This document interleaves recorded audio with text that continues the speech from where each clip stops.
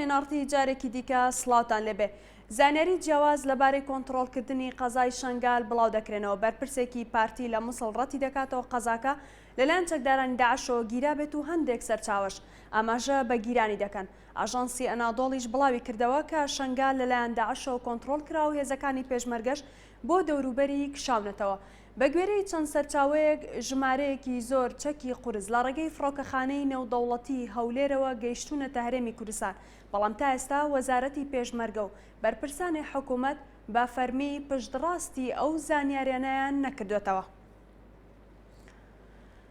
بڵێ بەڕێزان، ئێستش بۆ زانیاری لەسەر دوایین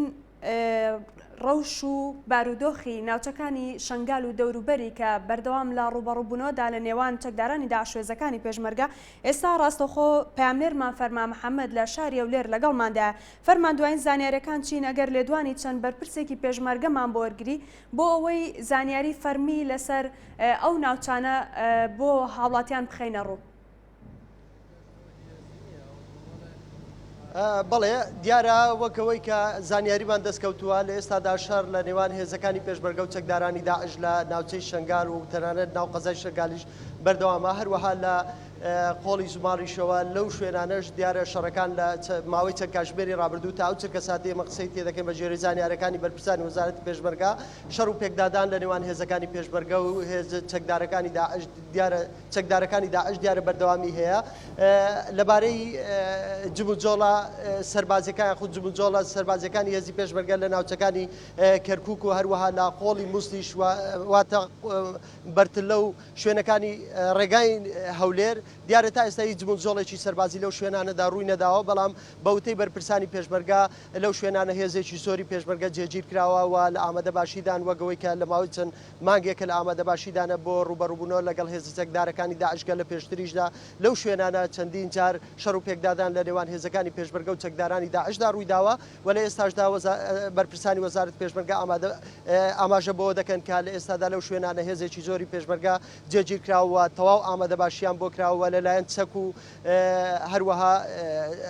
ئەو کەلوپەلە سەربازیانەی کە هێزی پێشمەرگە لە ئێستادا پێویستی دی لەو شوێنانە بۆیان دابین کراوە ئامادەکراوە بەردەوام ڕاستەخۆ لەگەڵ بەرپرسانی باڵای وەزارەتی پێشمەرگە هەروەها بەرپرسانی هێزی پێشمەرگە دیارە لە گفتوگۆ و لە پەیوەندیدانا. بەڵێ لەبارەی ئەوەی کە وا بڵاو کراوەتەوە یاخود باسەوە دەکرێت کە چەکێک لە ئێستادا داخلی شاری هەولێر بووە لە ڕێگای فڕۆکەخانەی نێودەوڵەتی شاری هەولێرەوە. ئێمە زانیاری ئەوەمان پێگەیشتووە کە چەند کاتژمێرێک بەر لە ئێستا لە ڕێگەی فڕۆکەخانەی نێودەوڵەتی شاری هەولێرەوە چەندەها جۆری چەکی تایبەت بەڵام شوێنی هاتنی ئەم چەکانە تا ئێستا نەزانراوە داخلی شاری هەولێر بووە و لەبارەی زانیاری لەبارەی جۆری چەکەکانەوە دیارە چەکی تایبەتن و نوێن بۆ هەرێمی کوردستان و لە ئێستادا بۆ قسەکردن لەسەر هاتنی ئەو چەکانە و یاخود با بڵێن دوایین زانیاری لەسەر ڕەوشی شنگال و دەوروبەری هەڵگورد حکمت بەڕێوەبەری ڕاگەیاندن و هۆشیاری بەڕێوەبەری گشتی ڕاگەیاندن و هۆشیاری وەزارەتی پێشمەرگە ڕاستەوخۆ لەگەڵمان دەبێ و ئەم پرسیارانە و چەند پرسیارێشتر ئاراستەی دەکەین و دوایین زانیاری بە بینەرانی ئەنارتەی دەگەێنێ. بەڵێ کاکە گورد سەرەتا لەوە دەست پێ دەکەم دوایین جموجۆڵ یاخود دوایین زانیاری لەبارەی ڕەوشی شنگالەوە بە تایبەتی چەند سەرچاوێک بازەوە دەکات کە لە ئێستادا ڕەوشی شنگال لەلایەن داعشەوە یاخود با بڵێن ئەمانە هاتوونەتە ناو قەزاکەوە. ئێوە لەو بارەیەوە زانیاری چتانە؟ ئەمڕۆ هێزەکانی داعش هێرشیان هێناوە بۆ سەر شارۆچکەی شنگار با بڵێن. هەتا ئێستاش پێکدادانەکان بە ڕوبەڕووبوونەوەکان بەردەوامە بە شێوەیەکی گشتی هەتا ئێستا هەڵوێست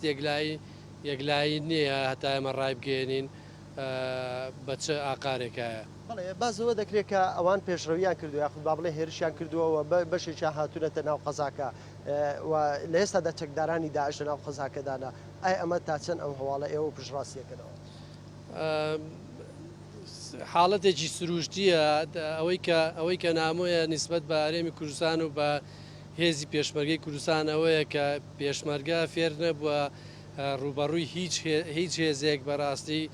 خۆی لەبەر ڕابگرێ و ئەو حاڵەتەی کە ئێستا بینین لە تەواوی ئەو ئەو جەبهەیە کە هێزی پێشمەرگەی کوردستان هەیەی حاڵەتێکە بێ خوێندنەوەکەی وەکو خۆی بۆ بکرێ ئەمە لەگەڵ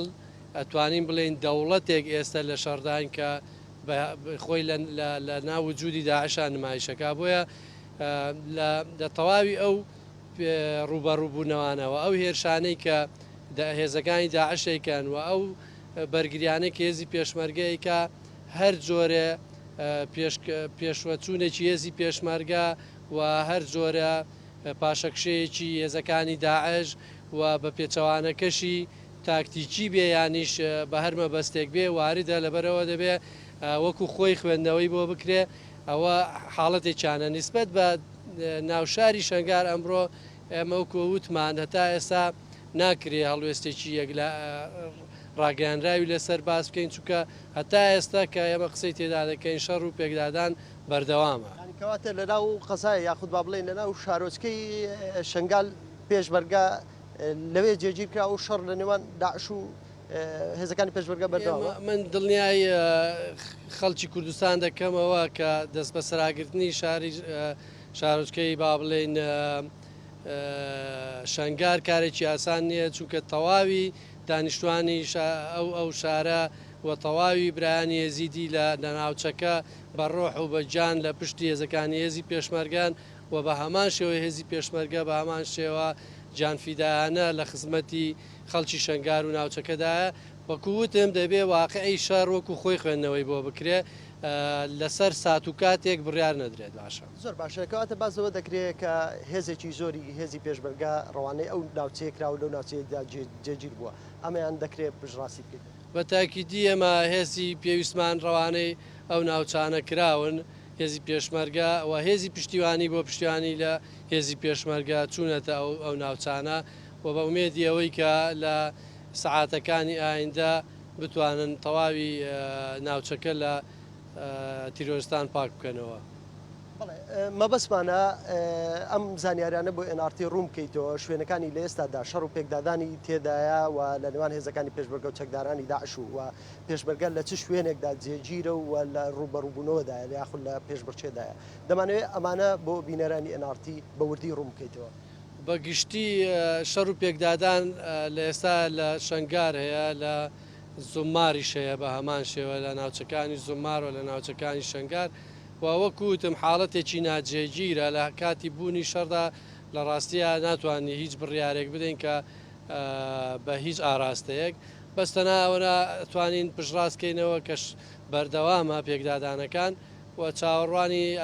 ئەنجامی زۆر پۆزەتیفەکەین لە ناوچەکە. ئێمە لە پێشتردا دیارە وەزارەتی پێشمەرگە لە وەزارەت پێشمەرگە باسی لەوە کرد یاخود با بڵێن ئەوەی ڕاگەیاند بوو کە هێزی پێشمەرگە تەنانەت لە حاڵەتی بەرگریکردندا واتە حاڵەتی پێشبڕچێکردن لە بەرنامەی هێزی پێشمەرگەدا نەبووە لە ئێستادا بەرنامەی هێزی پێشمەرگە لە ئێستادا چییە؟ لە ڕابردوو سەبارەت بە هەڵوێستی وەزارەتی پێشمەرگە و هەڵوێستی پێشمەرگەی هەرێمی کوردستان ئێمە هەڵوێستی سیاسی هێزی پێشمەرگەی کوردستان هەڵوێستێکی بەرگریکارانە بوو و ڕامان گەیاند بوو کە لە تەواوی ئەو ناوچانەی کە هێزی پێشمەرگە دوای لەبەرێک هەڵوەشان و بەجێهێشتنی سوپاکەی عێراقی چوونەتە ناوی ئێمە تەنها سەنگەری بەرگری لێ دەدەین و بەرگری لە ناوچانە دەکەین کە پێشتر سوپای عێراقی لێ بۆ ئێستا هێزی پێشمەرگەی لێە بەڵام لە چەند ڕۆژی ڕابردوو لە دەڤەری مووسڵ بە شێوەیەکی گشتی لە تەواوی ئەو جەبهەیە کە هێزی پێشمەرگەی کوردستان و هێزەکانی داعش ڕوبەڕوو یەکدین لەوێ هێزەکانی داعش جۆری با بڵێن مامەڵەکردنی سەربازیانەی خۆیانیان گۆڕیوە بە شێوەیەکی بەردەوام لە چەند ڕۆژی ڕابردووە لە سەنگەری دیفاع هاتوونەتە دەرەوە هێرش دێنن بۆ ناوچەکە ئەمە وا دەکا ئەگەر لەسەر ئاستێکی مەحەلیش بێ و نسبەت بە ناوچەکانی مووسڵ بێ هێزی پێشمەرگەی کوردستانیش بە هەمان شێوە ڕەتفعلی هەبێ و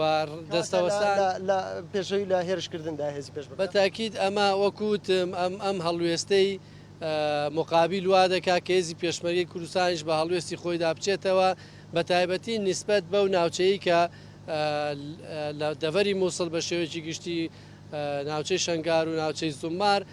دەکرێت بڵێن چیتر هێزی پێشمەرگە پێی ناکرێت لە توانایدا نییە لە دیفاعدا بمێنێتەوە بەڵکو لەوانەیە بۆ ڕاستکردنەوەی میزانی هێزەکان لە ناوچەکە هەڵوێستی بێزی پێشمەرگە بچێتە هەڵوێستێکی هێرشبەرانەوە. زۆر باشە دەکرێت پێمان بڵێ ئەو شوێنانەی کە لە ئێستادا هێزی پێشمەرگە توانیبی کۆنتترۆلی کاتەوە کە وەک خۆتان ڕاتان گەیان بوو بە تاکتیکێکی سەربازی لە چەند شوێنێک هێزی پێشمەرگە گەڕاوەتە دواوە لە ئێستادا دەکرێت پێمان بڵێ کە ئەو شوێنانە چین بە دیاریکراوی کە هێزی پێشمەرگە لە ماوەی ئەو چەند کاژمێرە ڕابردوو توانیەتی دەستی بچێتەوە ناوی وەکو ئاماژەم پێکرد لە سەرەتاشا هەتا ئێستا شەڕ بەردەوامە ئێمە چاڕوانیمانەوەی کە هێزەکانمان لە چەند سەعاتی ڕابردووە کۆتایی بە تەواوی ئەو هێزانە بێنن کە لە چەند کاژمێری داهاتووە باڵێ لە چەند کاژمێری داهاتووە چاڕوانیمانەوەیە کە یەکلایی بێتەوە ئیشاڵە ئەو چرکە ساتەی بەر لە گفتوگۆکەی ئێوە چ زانیاریەکتان لەبارەی ئەو شەڕەوە پێگەیشت شەڕ بەردەوامە لە ڕاستیە لە حاڵەتێکی لە گەرمەی شەڕیشدا ڕاگەیاننی هەڵوێست کارێکی باش نییە. ئێوە چ جۆرە هاوکاریە لە ڕووی چەکەوە گەیاندۆتە هێزی پێشبەرگە لە ناوچەکانی زمار شنگال ئەو شوێنانە بە گشتی هێزی پشتیوانی بۆ ناوچەکە ڕۆیشتووە و ئەو هێزی پشتیوانیش پێ کاتەیەکی تایبەتمەندی خۆی هەیە لە چەکی جۆرا و جۆری کە تایبەتمەندە بە هێزەکانی پشتیوانی بەپێی ئەو نەخشەیە ئەو پلانەی کە خۆتان وەکو وەزارەت پێشمەرگەداتان ناوە پێشبینی ئەوە دەکرێت لە چەند کاژمێری داهاتوودا هێزەکانی پێشمەرگە بتوانن تەواو ئەو شوێنانە بستنەوە ئەو شوێنانە و لەو شوێنانە جێگیر بکرێت بە تاکیدی ئێمە چاڕوانیمانەوەیە و پێشبینیمانەوەیە لەگەڵ گەیشتنی هێزەکانی پشتیوانی و هێرشی هێزەکانی پێشمەرگە تەواوی ناوچەکە جارێکیکە بگەڕێتەوە ژێر دەسەڵاتی هێزەکانی پێشمەرگە و ئارامی بوو بگەڕێتەوە. زۆر باشە کاکەلگورد تۆ لەگەڵمان بێنەوە بڵێ دیارە ئەو زانیارانە لەبارەی ئەو شەڕ و پێکدادانەیە کە لە ئێستادا لە ناوچەکانی شنگال و زمار لەو شوێنانەدا کە ماوەی چەند کاژمێری ڕابردوودا شەڕ و پێکدادان لە نێوان هێزەکانی پێشمەرگە و چەکدارانی داعش بەردەوامە ئێستا لەبارەی هاتنی چەک بۆ هەرێمی کوردستان و لە ڕێگەی فڕۆکەخانەی نێودەوڵەتی و لێرەوە ئەم پرسیارە ڕوبەڕووی هەڵگورد حکمت دەکەینەوە بەڵێ کاک هەڵگورد لەبارەی هاتنی چەکەوە و ئاماژە بۆ دەکرێتەوە تەنانەت بەشێک لە جۆری چەکەکان بیندراوە ئێوە دەکرێت پێمان بڵێ و زانیاریانە بۆی نارتی بخەنەوە ئێمە ناتوانین هیچ زانیاریەک بەبێ زانیاری بەردەست ڕاست بکەینەوە و هیچ شتێکی فەرمی لە لای ئێمە لە بەردەستدا نیە ئەوەی کە گوێبیست بووین لە ڕاگەیاندەکان زۆر باسی لێ دەکرێت بەڵام لە ڕاستی ئێمە هیچ زانیاریەکمان لەو بارەیەوە نەڕاگەیاندووەنە لە بەردەستیشماندا زۆر باشە دیارە پرسیاری ترمان هەیە لەسەر ئەمە دەمەوێت باسی ئەوە بکەین و لە پێشتردا ئێوە داوەتان لە هیچ وڵاتێک کردبوو بۆ وەکو وەزارەت پێشمەرگە یاخود لەسەر ئەسەر و کاتێرێم بۆ کڕینی چەک یاخود هێنانی چەک بۆ هەرێمی کوردستان هێنانی چەک لە ڕاستیە ئەوەندەی مهمەی با بڵێن حکوومەتی هەرێمی کوردستان و سەرۆکایەتی هەرێمی کوردستانە ئەوەندە ئێمە وەکو وەزارەتی پێشمەرگە وەکو لایەنێکی جێبەجێکار ئەوەندە مهمەی ئێمە نییە بۆ لە ڕابردووشە جەنابی سەرۆکی هەرێم بە ڕاشکاوانە ئاماژەی پێکردووە کە هەوڵی داوە بۆ هەوڵی جددی داوە بۆ ئەوەی کە چەکی پێویست بۆ هێزەکانی پێشمەرگە دابین ئەم داوای لە کام وڵات ئەم داوای بە دیاریکراوی بەڵێ بە هەمان شێوە حکوومەتی هەرێمی کوردستان نەیشاردوێتەوە کە لیژنەیەکی تایبەتمەندی سەردانی وڵاتە یەکگرتووەکانی ئەمریکای کردووە و بەست بە ڕاشکاوانە بارودۆخی ئێستای هێزی پێشمەرگی کوردستان و حکوومەتی هەرێمی کوردستان و حکوومەتی عێراقی و تەواوی ناوچەکەیان بۆشی کردوونەتەوە و پێویستی هاوکاریکردنی هێزی پێشمەرگیان ڕوون کردوێتەوە لەلایەن دۆستانی کورد و دۆستانی هێزی پێشمەرگەی کوردستان و دۆستانی عراقی فیدراڵەوە هەر لەبارەی هاتنی دەنگۆی هاتنی ئەو چەکە بۆ فڕۆکەخانەی نێودەوڵەتی و لێر کەمێک پێشێستا ئەم زانیارەوە بەو شێوەیە بڵاوکرایەوە تەنانەت وێنەی چەکەکانی بەشێک لە چەکەکان گیراوە ئێوە وەکو وەزارەت پێشمەرگە خۆتان ناتانەوێت لە ئێستادا ڕای بگەێنن یاخود زانیاری تەواوتان لەسەر جۆری چەکەکان نییە ئێمە سەبارەت بە هەر پرسێکە تایبەتە بە پرسیینەتەوەکەمان ڕاشکاوانە لە هەر کاتێکە ئەو زانیاریانە لە بەردەستدا بێمە بە ڕاشکاوانە باسی لێ دەکەین و ڕای دەگەێنین زۆر باشە لەبارەی ئەوەی کە پارتی کرێکارانی کوردستان پەکەکە دیارە پەیامێکی ئاراستەی ڕای گشتی کردووە و بڵاوی کردوتەوە ئەوان هێزێکی گەریلایەن ئامادە کردووە بۆ پشتیوانی هێزی پێشمەرگا و چاوەڕوانی وەڵامی وەزارەتی پێشمەرگە و حکوومەت هێرمی کوردستان سەرۆکایەتی هەرێمە. ئەمە هەڵوێستێکی سیاسی هەواڵانی پەکەکەیە با بڵێن هەروەک چۆن هەڵوێستێکی سیاسی هەواڵانی پێدەیە بە هەمان شێوە لەسەروی ئەمانەشەوە ڕاگەاندنی هەڵوێستی سیاسی جەنابی سەرۆکیێرەم لە چەند ڕۆژی ڕابردوو لە خانەقین کە فەرمانی بەهێزی پێشمەرگەی کوردستان کرد چۆن بەرگری ئەکەن لە هاوڵاتیانی باشووری کوردستان بە هەمان شێوە بەرگری کار بن لە هاوڵاتیانی ڕۆژاوای کوردستان ئەمە بۆ خۆی هەڵوێستێک کەواتە پێ دوای ئەمە تەنها هەڵوێستێکی سیاسیە و زیاتر لەوەی کە هەڵوێستێکی نیشتیمانی بێ چ لەلایەن سەرۆکیێرەم و چ لەلایەن سەرکردایەتی پەکەشەوە. بە تاکیدی ئەمە هەم هەڵوێستێکی سیاسیە و هەم هەڵوێستێکی نیشتیمانیە هەڵوێستێکە کە تایبەتمەندیەتێکی تەواوی لەگەڵ ئەو قۆناغا سیاسی هەیە کە لە تەواوی ناوچەکە ئەگوزارێت. کەواتە لە ئێستادا ئێوە خۆتان پێویستان بە هاوکاری هێزەکانی گەریلانیە لە ئێستادا یاخود ناتانەوێت ئەوان خۆیان بگلێن لەو شەڕە.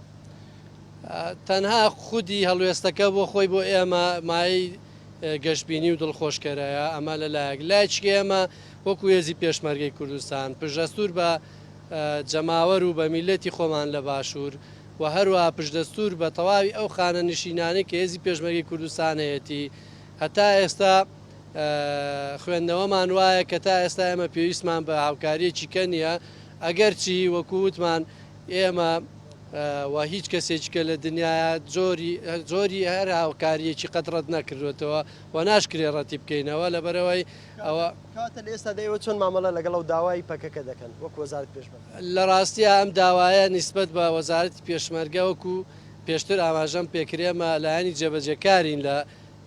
تەنانەت لە ڕووی ئەم داوایەشەوە سەرۆکایەتی هەرێمی کوردستان ئەگەر بڕیارێک لەم بارەیەوە بدایان هیچ تەوافقێکی سیاسی لەم بارەوەیە بکە و دوایش ئێمە وەکو وەزارەت پێی مکەلەف بکرێن بە جێبەجێکردنی ئێمە تەنها لایەنی جێبەجێکار. زۆر باشە کاکەڵ گۆر دیارە ڕاگەیاندەکە یاخود با بڵێن وتەبێژی هێزەکانی پێدا یاخود با بڵێن هەبەکە دیارە ئەویان بڵاو کردوەوە کە هێزێکیان ڕەوانە کردووە بۆ نزیک شنگال و لەو شوێنانە جێگیر کراوە ئایا ئەمە بۆ هاوکاریکردنی هێزی پێشمەرگە ئایا ئەمە تا چەند ڕاستە؟ هێزەکانی ئەپەگا لە ڕەبیعا لە دیوی ڕۆژاوای کوردستانە کە پێی دەوترێت سووریا با بڵێن لەوێ هەن ئەو سنووری ڕەبیعەیە ئەوان تێداتەوە جودیان هەیە لەم حاڵەتە زیاتر شتێکی کە نییەوە هیچ ئیتیفاقێک نییە و هیچ هێزێکیش نەهاتووەتە ئەم دیوەوە. زۆر باشە من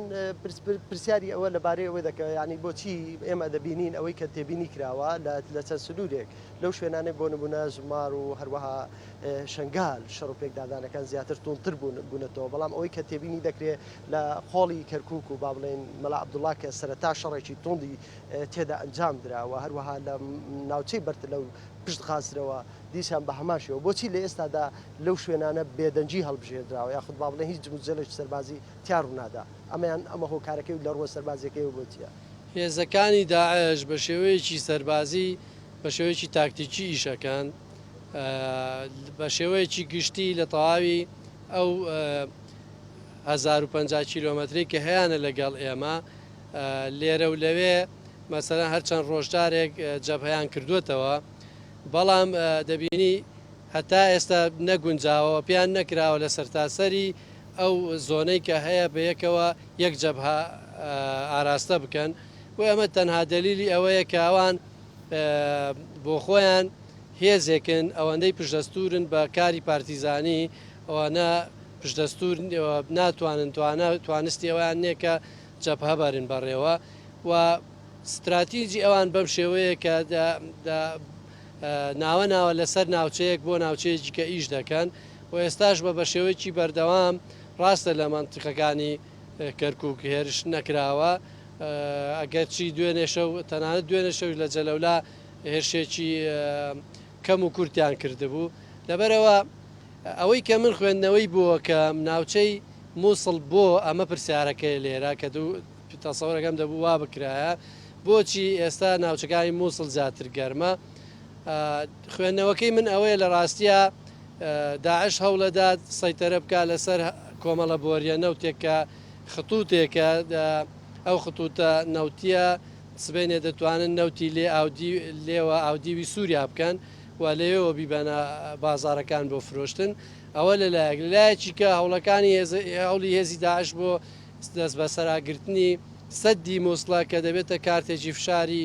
نێودەوڵەتی و عێراقی بە سبینێ بەدەستی داعشەوە دەبێ و سبینێ دەتوانێت زۆر تەحەکوم لەسەر سیاسەتی ناوچەکە و سیاسەتی دەولیشی پێ بکات. زۆر باشە لە ئێستادا قسە لەسەرەوە دەکرێت یاخود با بڵێن دەگوێش وا بڵاو کراوەتەوە ئەمە تا چەند ڕاستەکە داعش توانویەتی لە ماوەی چەند کاتژمێر ڕابردوودا دەست بەسەر چەند بیرەنەوتێک لە ناوچەی شنگال و ناوچانەدا بگرێ ئەمە تا چەند ڕاستە. طبیعی لەگەڵ دەست بە سەراگرتنی ئەو ناوچانە ناوچەی نەفتین وەکو وتمان ئەگەرچی ئەوان ئامانجی خۆیانیان نەپێکاوە وەکو بۆی هاتوون بەڵام طبعاً دووریش نییە نیسبەتێک لەو ئامانجەی کە هەیەە پێکابێتیان بەڵام وەکو ڕامگەیان ئەسڵی مەبەستەکەیان ئەوەیە کە بتوانن ئەلەوێ لە ڕاستیە زۆنێک بۆ خۆیان دروستکەن بۆ ئەوەی سبینێ بتوان تەحەکومێکی اقتصادی لەسەر منتیقەکە بکەن و لە ڕێگەی تەحەکومە اقتصادیەکەوە تەحەکومێکی سیاسیش بەدەست بێن. بەڵێ دیارە لە وەڵامی پرسیاری پێشترت ئاماژت بەوە کرد کە لەو ناوچانەی داعش مەبەستێتی کەش هەنێ شوێنی استراتیژیە بۆ ئەوی کە بێتە پێش و پێشڕەوی بکات و مەبەستێتی کە دەستی بەسەدا بگرێ. ئایا لە ئەگەری هاتنە پێشەوەی لەو قۆڵانەی تری بۆ نمونونەکە ئێستا کە بێدەنجی هەڵبژاردووە لە ناوچەی بەرتر لەو هەروەها مەلا عەبدوڵڵا ئەو شوێنانە هێزی پێشمەرگا لە تەواو لە ئامادە باشیە بۆ ڕوبەڕووبوونەوە یاخود پاراستنی ئەو ناوچانە. ئێمە هێزەکانمان لە هەر جێگایەکی کوردستانە کە هەن بە فیعلی وجودیانەیە و بە فیعلی لە سەنگەری بەرگریدان و بە فیعلی توانای بەرگریکردنیان هەیە. لە ئێستادا دیارە دەکرێت پێمان بڵێ لەو شوێنانی کە هێزی پێشمەرگا لی جێگیرە بە تابەتی ئەو سنوورانی کە ئەو سنوورن لەگەڵ داعشدا و دوای ئەو شکستەی سوپای عێراق کە هێنای لە ئێستادا هیچ هێزێکی سوپای عێراق لەو ناوچانەدا جێگیرکەوە. بەداخەوە نەخێر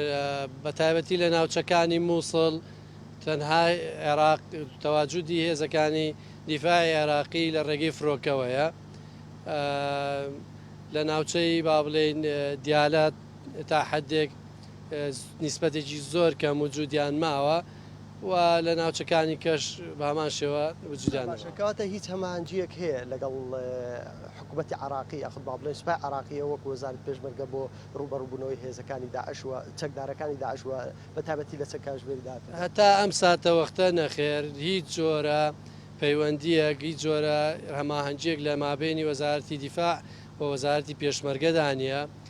و بۆ بوونی وەها پەیوەندیەک پێویستە تەوافقاتێکی سیاسی لەسەر ئاستێکی باڵا لەسەر ئاستی سەرۆکایەتی هەرێمی کوردستان و حکوومەتی هەرێمی کوردستان لەگەڵ حکوومەتی ناوەندی تازەی حکوومەتی ناوەندی کە تەشکیل دەبێ حکوومەتی نوێی عێراقیدا ئەنجام بدرێ ئەوەش لە ئێستا تۆزێک دوورە. کەواتە ئێستاەوە مامەلە لەگەڵ حکوومەتی ئێستای کاتی عراقدا ناکەن چاوەڕانی حکوومەتی داهاتوی عراق دەکەن. ئەوە بەومانایە نات کە ئێمە لەگەڵ حکوومەتەی کە هەیە تەعامل ناکەین ئەو حکوومەتەیە کە لە ڕابردوو تەعاملی لەگەڵ ئێمە نەکردووە و وەزارەتی دیفاعی عێراقیە کە ئامادە نەبووە لە چەند مانگی ڕابردووە تەنانەت بە هیچ شێوەیەک هەنگاوێک هەڵبێنێ بۆ ئەوی کە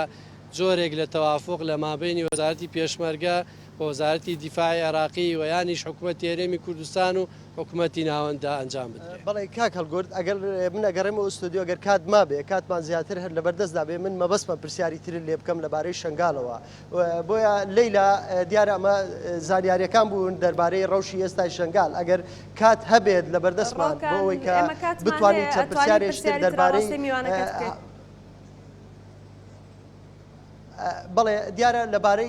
لەبارەی هەڵکەوتەی شوێنی جوگرافیای شنگال دیارە چیایەکی تێدایە بە ناوی چای شنگال کە ئەمە شوێنێکی استراتیژیەوە لە پێشتریشدا بە تایبەتی لەلایەن حکوومەتی عراقیەوە لە ساڵی 1991 ئەو شوێنە وەکو کارتی فشار لە بەرامبەر وڵاتانی دەرەوە تەنانەت ئیسرائیل بەکاردێنراوە تەنانەت دیارە لەو کاتەدا ئەگەر لەو کاتەدا وەک بازەوە دەکرێتن لە ساڵی 1991 بەر لە ڕاپەڕینەکەی ساڵی 1991 هەرێمی کوردستان حکوومەتی عراقی پەنای بردا بەر ئەو تایواتە تیای شنگال و چەند چەکێکی قرس و موشەکی جۆرا و جۆری لەو شوێنەدا جێگیر کردووە ڕوبەڕووی ئیسرائیل وەستایەوە. من دەبێت لێرە پرسیار لەبارەی ئەوە بکەم بە لەدەستدانی یاخود با بڵێن بە لەدەستدانی ئەو چایە لەلایەن هێزی پێشمەرگە و گرتنی لەلایەن داعشەوە ئایا هەرێمی کوردستان چی لەدەست دەدا و لە ئێستادا هێزەکانی پێشمەرگە لەکوێ ئەو شوێنەدانە. بەڵێ کاک هەڵگورد دیارە چای شنگال لە ڕووی هەڵکەوتەی جوگرافیەوە دیارە شوێنێکی استراتیژیە لەو ناوچەیە. ئایا لە ئێستادا هێزەکانی پێشمەرگە لەکوێ ئەو چایەدا؟ چیای شنگار وەکو ئاماژەتان پێکرد لە ناوچەکە ینی لە ڕووی جوگرافیاوە جێگایەکی زۆر هەستیاری هەیە وەکو ئاماژەتان پێکرد چیای شنگار دەتوانێت سەیتەرەی هەیە و یان خەتەری هەیە سبینێ ئەگەر لە دەستی لایەنی نەخوازراوە بێت دەتوانێت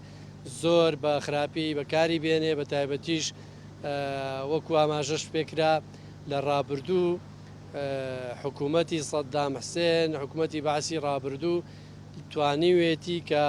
لە چیای شنگارەوە بۆمبارانی یانیش موشەکەکانی ئاراستەی وڵاتی ئیسرائیل بکە.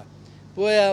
حساسێتێکی زۆر بابەتی هەیە سەبارەت بە شنگار لە ڕووی جوگرافیەوە. طبعاً چیای شنگار هێزی پێشمەرگەی کوردستانی لێیە بەڵام دووریش نییە کە یەکێک لەو هەوڵانەی کە ئەم تیرۆریستانە داعش هەیان بێ بۆ ئەوە بێ کە بچن سەیتەرە بکەن لەسەر چیای شنگار و هیچ معلومیش نییە ئەگەر سەیتەرە بکرێت لەسەر چیای شنگار داخوا دوایی ئەنجامەکەی چۆن دەکەوێتەوە. بەڵام ئێمە هێزی پێشمەرگەی کوردستان تەواجودێکی فعلی لێوێ هەیە لەسەر چیای شنگار و بە خوێنی خۆی دیفاع لەسەر لە چیای شنگار دەکاوە لە مانەوەی خۆی دەکات لە چیای شنگار چکە چیای شنگار گەر پێش ئەوەی هەر شتێکی کە بێ حساسێتێکی جوگرافی هەبێ چیای شنگار چیاکی کوردستانیە و لە لای کورد و کوردستانیان و برایانی ێزیدی پیرۆزی خۆی هەیە. کاتە لە ئێستادا ڕەوشی ئەو ئێزیدانە بە تایبەتی کە داعش مەبەستیانەوە لە پێشتردا ئەزمون هەبووە بە تایبەت لەگە برامەسیحەکان.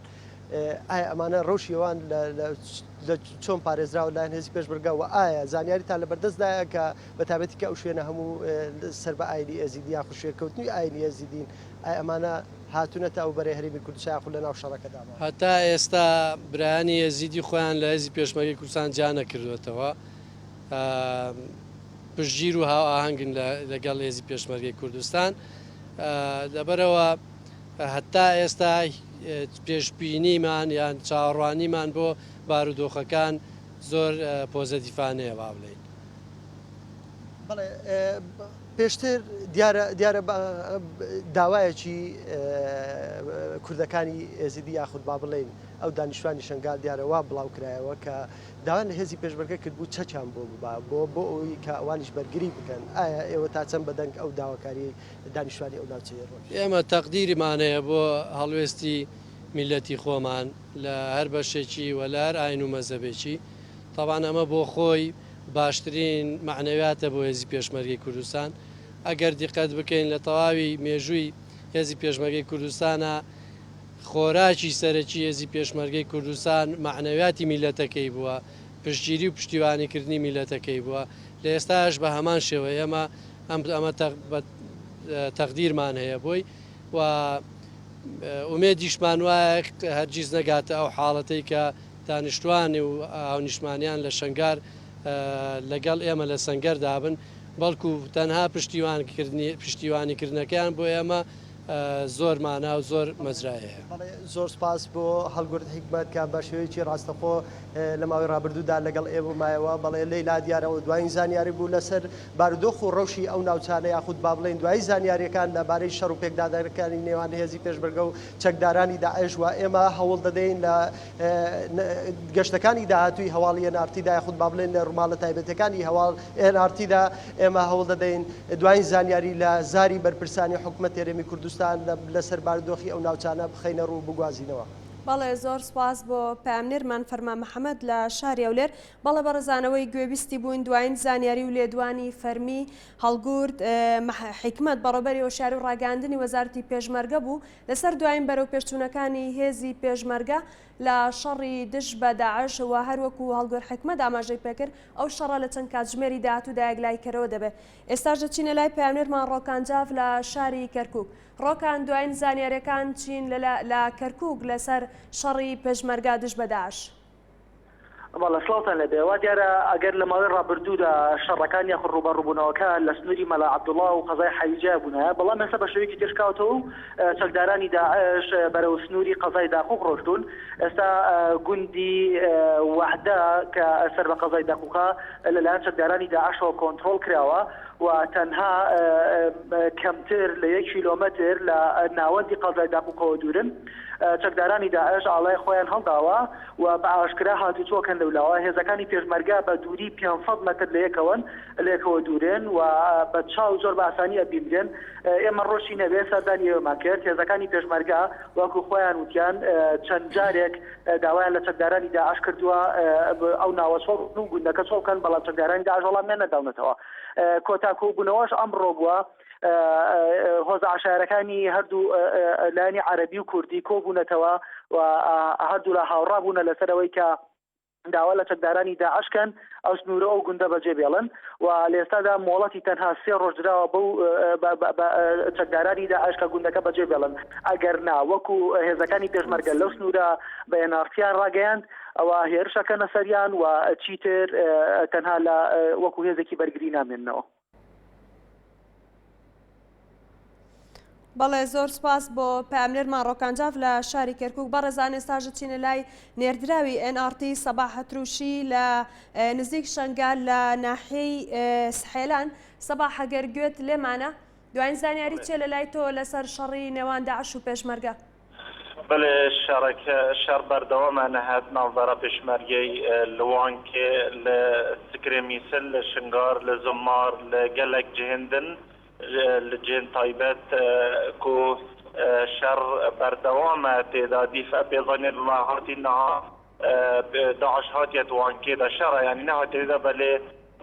گرزه که دانا وانکه گندگه نزیکی استکر میسل شنگار جی پیشا پیضانی گشت اما لایه که شنگار و چند گنده توی داعش هاتی ندیده لیل ویره پیشمرگه کل جوانوی دنگو باسی که وزارت پیشمرگه دیسان سر و که هرمی رزار مسعود بارزانی بلاف کری که یه الهویات چکی قرص بیتن خطانو که جیو پیضانی نگشت اما که او چکی قرصی وان بحث کری گشت یا نه ام خل ویره کل ویلا تماس گل پیشمرگه و داعش هر چک بری چکی نینه هاتی دیاره دیفاع خفنه رنده سرکردال وری دیار دکن که چک دی بردوام هیتن و چک دیگه و آریشه گلک امازن وی چنده هنه پشتی مطرسیات داعش بو شنگار گلک خیزان یعنی شماره امازن یا خیزان شنگار و گنده دورو بر نها چول کریه هندک شوانا هاتینا بو جسر سحیل بو هرما کردستانه الویری جی کو برطنگاویا باردوخی خلک زور وی هاریکاریه هندک هاریکاری نها بو خلکیتین چنکه زاروک و جبن پیدوی آبو خارنه نل چنکه دست خالی هاتینا برازی گلک شوانا لو راجی گلک ریک خراوان خلکه کن بینین کم هاریکاری بو این عینک خود خواست کن کوهش تا هاریکاری بو خلقی هبید نکرنو و جهه که طایبت بویده تاویش کرن تا اف ازمانه و تقیران عنی الوان دا برنگرم نمینیتن دیسان جی لاین کردی دا خواست کریش وان خیزانا کو جهت خود چول نکل جهت خوب مین نفه نبردن بله گلک شوانا نگهداری دیو جید خو برداینن وره تشتیدن که دیو شف وره وان شر دیو تا افروکه دیو بیزانید گشت نمل نخوشخانه تنگاویا چیستوش برین طرف بینه دوش شهید همون پیش برگه و دویشی ایک برینداره که سخت نپختن در بونه جمارا بونه 4 شهیدین دوی و بریسه روژاجی 17 شهید پیش برگه همون لی افریکا و دیهی کو دیب شف وکی تا زانین الزمار 300 پیشمرگه الجهه کی آسیب بونو شر خود کرد هر دیب شف دمجمیر ایک شف و دو و سه شف خراب دیمی او پیشمرگه همی هات ندر باز کردن بو بلما بو ویرخی و همی پیشمرگه بسلامتی در باز بو اندک بریندار نافدانه که هات نروانه کرن بو نخوشخانه انزا خوب نخوشخانه دوهو که و خلقك زيادة جي هيا كون نهال بينهم هاريكاري أبو بيشمرجة إنه ديسا مستحوسيا عندك شو مستحوسيا نساخ خو بريندارت خو خلقك تتويري كل ويرجي داخاز دزگاه امنیت کن که خلق قصدوان جهانه کتن چون که تیمن طایبت ین ساخلمی تیمن طایبت ین لشکری هنه بو هنده که نساخ و برندارا قرطال بکنو و دیسان تیمن طایبت هنه بو باروانی که نوان پیشمرگین آسد بن هندک جهان دا بله دوگره مفا بو کنترولی بله زور سپاس بو سباحة روشی نێردراوی NRT ئێستاژە چینە لای دیار جەمال نێردراوی NRT لە کفری سەبارەت بە ڕەوشی جەلەولا و ناوچەکانی دەوروبەری بەڵێ ئەم کاتتان باش دیارە لە بەرەبێنی ئەمڕۆ شەڕۆپێکاتانی نێوان سەردارانی داعش و سوپای عراقی و لە دەوروبەری ناحەی ئامەلی دەستی پێکردووە و دیارە دوای نیوەڕۆی ئەمڕۆ زیاتر شەڕەکان تەشەنەی کردووە و سەردارانی داعش چەندین هێزیان لە دیالە و لە مووسڵە بۆ هاتووە و